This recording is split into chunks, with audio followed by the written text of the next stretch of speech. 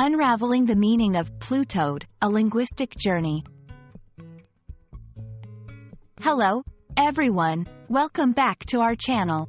Today, we've got a fascinating topic to discuss. A phrase that might sound a bit quirky at first, but has an interesting backstory and usage. We are going to delve into the meaning of the phrase, Plutoed. Whether you're a student of English, a language enthusiast, or just curious, this video is for you. So, let's get started. The term, Plutoed, gained popularity and recognition back in 2006. It originates from the demotion of Pluto by the International Astronomical Union.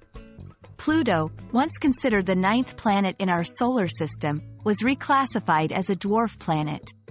This sudden demotion of Pluto's status is what gave rise to the verb, to Pluto, or Plutoed. When someone says they've been Plutoed, what they mean is that they've been demoted, devalued, or disregarded in some way, often unjustly or unexpectedly. It's a playful yet poignant way of expressing that one feels sidelined or treated unfairly. Now that we know what Plutoed means, let's see how it can be used in a sentence.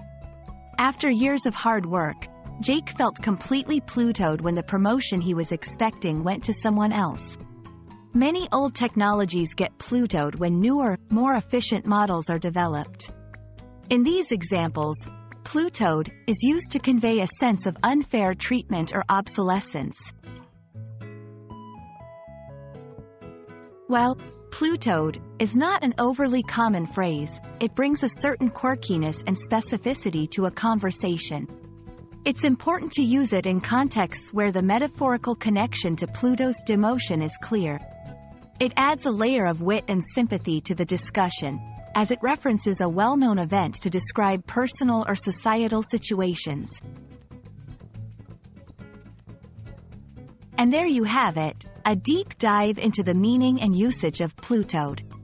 We hope this video has shed light on this unique and intriguing phrase, and perhaps even added a new word to your English vocabulary. Don't forget to practice using Plutoed in your conversations to keep it handy.